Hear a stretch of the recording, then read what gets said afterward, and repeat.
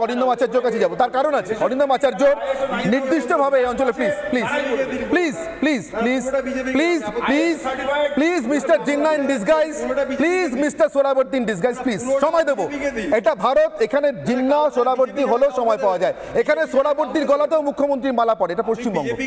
অরিন্দম বাবু, অরিন্দম বাবু, অরিন্দম বাবু, অরিন্দম বাবু, ভূপতিনগরের প্রশ্নে আপনাকে নিয়ে আসার একটাই কারণ, আপনি এলাকাটা হাতের তালুর মতো চেনেন। আমার মনে ছিল আপনি কোনো দিন আমাকে বলেছিলেন বলে, তাই আপনার কাছকে ডাকলাম। আপনার কাছ থেকে হিন্ট চাইছি, বলুন তো এটা চকলেট বোমা? এনআইএ অকারণে লোকের বাড়িতে হামলা করতে গেছিল? একজন প্রাক্তন পুলিশ কর্তা হিসেবে, ওই অঞ্চলে কাজ করে আসা একজন অভিজ্ঞতা সম্পন্ন মানুষ হিসেবে আপনার কি মনে হয়? একটা হিন্ট, এক মিনিটের জন্য। প্রথমে আজকে আলোচনা মিস্টার অভ্যসের হাইলি কোয়ালিফাইড ছেলে যেভাবে নাকি আজকে আইনটা বলেছে, তাকে থ্যাংকস জানাই। এখানে মুদি দোকানে গিয়ে যদি মাংস চান, সে তো আর সে মাংস দিতে পারবে না। যে আলোচনাগুলো হচ্ছে তার কোনো ল সম্পর্কে অভিজ্ঞতা আছে? সাবস্টেন্সিভ অ্যাক্ট যদি না হয়, আপনি আমি রামশ্যাম যদুমধু বললে হবে না।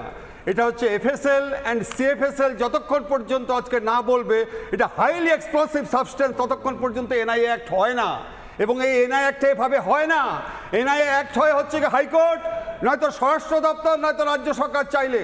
আপনাকে ভুলে যেতে হবে না, যেটা আপনি অনির্বাণ বাবু একটা বক্তব্য রাখলেন জিন্নার কথা।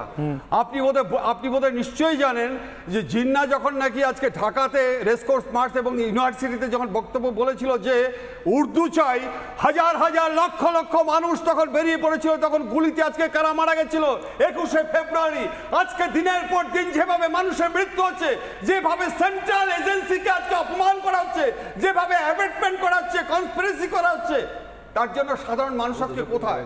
আপনারা আজকে সোচ্চার হচ্ছেন, সাধারণ মানুষ আজকে নিশ্চয়ই আপনি নীরবে সমস্ত জায়গায় আলোচনা হচ্ছে। আমি আপনার কাছে ভাইটাল একটা কথা বলছি। উনি বলছেন, দেখুন একটা কথা, যে ওখানে কারা ছিল, কিভাবে গেল, সেটা কে বল 3D টেকনোলজিটি করেছে? আপনি কি করে জানতে পারছেন যে ওখানে মহিলারা? তাহলে আপনি উত্তর দিন যে আজকে ভূপতিনগর থানাতে কেসটা কেন হলো, কি সেকশনগুলো হলো? আপনি কি জানেন যে at the time of discharging duties যদি কেউ রেস্টেন করে, যে 353, 332 যদি হয়, আপনি জানেন তাকে যদি অ্যাসল্ট করা হয় সেই ধারায় কেন মামলাটা করলো? সেটা তো স্টেট পুলিশ করেছে। শেষ করছি অনির্বাণ বাবু আপনাকে কথা বলতে।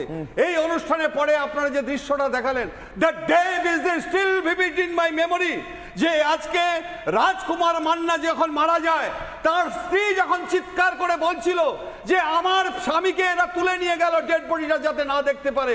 এই দুজনকেও ডেড বডিটা তুলে নিয়ে গেল, কারণ ডিসঅ্যাপিয়ারেন্স অফ এভিডেন্স, যাতে কেউ না জানতে পারে। এত বড় একটা ভয়ঙ্কর ঘটনা। তারা হচ্ছে তৃণমূল কংগ্রেস করে, তারা চাইছে হচ্ছে কি আসল সত্য ঘটনাটা সেটা পর্যন্ত আজকে জানতে দিচ্ছে না। হু আর দে? তারা কি আজকে ভারতের নাগরিক? আমার মনে হচ্ছে যে আজকে মিথ্যে কথা মানুষদের বোঝাচ্ছে।